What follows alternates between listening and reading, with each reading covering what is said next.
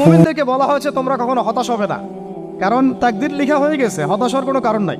একটা প্রবণতা আমরা সমাজে দেখছি আত্মহত্যার।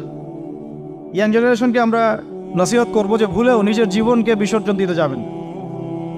আল্লাহ রাব্বুল আলামিন আপনাদেরকে সৃষ্টি করেছেন তার ইবাদত করার জন্য এবং তার জমিনে তার দিনটাকে প্রতিষ্ঠা করার জন্য। খেলায় খেলায় আপনার জীবনটা নষ্ট করবেন না, ঠিক আছে ভাই? আল্লাহ বোঝার তৌফিক দান করেন। তো কলম সৃষ্টি করার পরে কিয়ামত পর্যন্ত সব লেখা হয়ে গেছে। এখন আমাদের এই পৃথিবীতে তো মানুষ ছিল না, ছিল? এদিকে মনোযোগ দেন। এই পৃথিবীতে কি আগে মানুষ ছিল?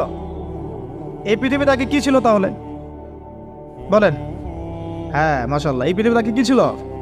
এখন ওরা নাই? সবার সাথেই কিন্তু একটা করে আছে। কমপক্ষে কয়টা করে? সবার সাথে কমপক্ষে একটা করে।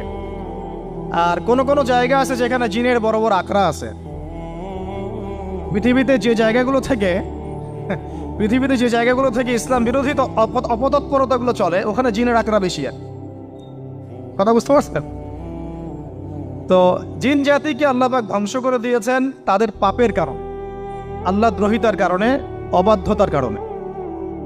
এখন আল্লাহ রাব্বুল আলামিন ইরাদা করলেন পৃথিবীতে আমাদেরকে সৃষ্টি করবেন, মানে মানুষকে সৃষ্টি করবেন। আল্লাহ পাক তার সমস্ত ফেরেশতাদেরকে একত্রিত করলেন। ঘটনাটা কিন্তু খুব ইন্টারেস্টিং।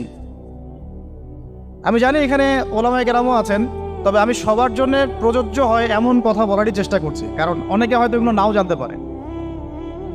তো আল্লাহ পাকের ভাষায় আমি যদি বলি, আল্লাহ রাব্বুল আলামিন বলছেন, বা'দা আউযু বিল্লাহি মিনাশ শাইতানির রাজীম, ওয়াইয ক্বালা রাব্বুকা লিল মালায়েকা ইন্নী জাঈলুন ফিল আরদি খলিফা। হে নবী মুহাম্মদ সাল্লাল্লাহু আলাইহি ওয়াসাল্লাম, তুমি স্মরণ করো সেই সময়ের কথা যখন আল্লাহ তোমার রব সমস্ত ফেরেশতাদেরকে ডেকে বলেছিলেন যে ইন্নী জাঈলুন ফিল আরদি খলিফা, আমি জমিনে মানে পৃথিবীতে আমার খলিফা পাঠাতে চাই। কি পাঠাতে চাই? আরো জোরে বলেন। আল্লাহ পাক বলেননি পৃথিবীতে মানুষ পাঠাতে চাই, পৃথিবীতে নতুন কোনো মাখলুক পাঠাতে চাই। আমাদেরকে আল্লাহ পাক সম্মানের শব্দে সম্মানিত করেছেন, বিশেষায়িত করেছেন। আমাদেরকে বলেছেন আমরা আল্লাহর খলিফা, আমরা আল্লাহর খলিফা। এখন আমরা আল্লাহর খলিফা, কিন্তু পৃথিবীতে মানুষ খিলাফা শব্দ সহ্য করতে পারে। হ্যাঁ, কি অদ্ভুত না? এটা কোরআনের কি শেষের দিকে আছে না প্রথম দিকে আছে? সূরা বাকারার একদম শুরুর থেকে 3টা 4টা 5টা পৃষ্ঠা উল্টালে দেখবেন এই একটা আছে। কোরআন তাহলে শুরু থেকে কখনো খুলেও দেখেনি সে ব্যক্তি। প্রমাণ হলো এটা, সে খুলেও দেখে নাই, অথবা দেখলেও সে এড়িয়ে গেছে। আল্লাহ পাক আমাদেরকে বললেন যে পৃথিবীতে আমি আমার খলিফা পাঠাতে চাই। তাহলে আদম আলাইহিস সালামকে আল্লাহ পাক মুহাব্বতের শব্দে, সম্মানের শব্দে বিশেষায়িত করলেন কি বলে?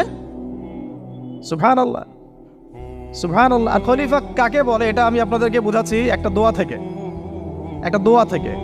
এই যে গাড়িতে করে আমরা বাসা থেকে আসলাম বা যখন কোনো সফরে যাই, আমরা একটা দোয়া পড়ি, সুবহানাল্লাযী সাখখারা লানা হাযা ওয়া মা কুন্না লাহু মুকরিনিন ওয়া ইন্না ইলা রাব্বিনা লামুনকালিবুন। এতটুকু তো পড়ি নাকি?